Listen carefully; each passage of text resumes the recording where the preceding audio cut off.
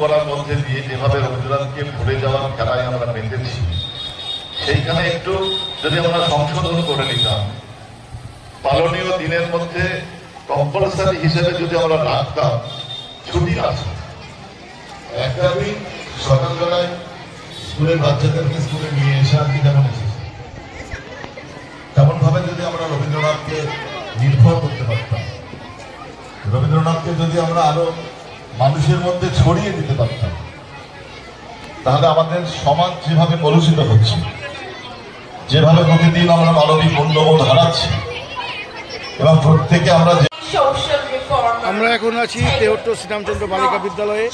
সেখানে দেখতে পাচ্ছি রবীন্দ্রনাথ ঠাকুরের আবক্ষ মূর্তির উন্মোচন অনুষ্ঠান উন্মোচন করেছেন সমন্বয় বিধায়ক তাপস কুমার সাহা মহাশয়। আমরা সেখানে দেখতে পাচ্ছি যারা তেহট্ট স্কুলের ভারপ্রাপ্ত প্রধান শিক্ষিকা শ্রীমতী মল্লিকা সরকার মহাশয়া এবং কমিটির সদস্য রাকেশ বাবু থেকে শুরু করে আমাদের ইপসিতা ম্যাডাম, বাবলাদা, চঞ্চলদা, আমাদের নারায়ণদা সবাই রয়েছে। আপনারা আমাদের সঙ্গে থাকুন, এর পরবর্তী অনুষ্ঠানগুলি আমরা আপনাদেরকে দেখাতে থাকবো। সমুদ্রের পানে নূতন কালের নবযাত্রী ছেলে মেয়ে শুধাইছে দূর হতেছে সন্ধ্যার তারার দিকে, বহিয়া চলেছে তরুণীকে। সেতারেতে বাঁধিলাম তার, গাহিলাম আর বার, মোর নাম এই বলে খ্যাত হোক, আমি তোমাদেরই লোক, আর কিছু নয়, এই হোক শেষ পরিচয়। ধন্যবাদ। আমরা কিছুতেই ভয় পাব না, আমরা কিছুতেই সেই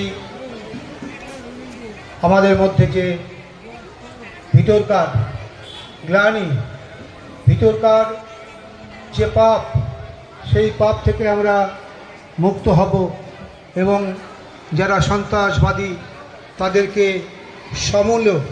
সমূলে ধ্বংস করার জন্য যেটা যেটা প্রয়োজন, আমরা ভারতবাসী হিসাবে দল মত নির্বিশেষে সবাই এক। আজকে কেন্দ্রীয় সরকার যে সিদ্ধান্ত নিয়েছে, আমাদের অল পার্টির মিটিংয়ে সেখানে কেন্দ্রীয় সরকারকে সমর্থন করা হয়েছে, যারা ভারতবর্ষের মাতৃকাকে অসম্মান করে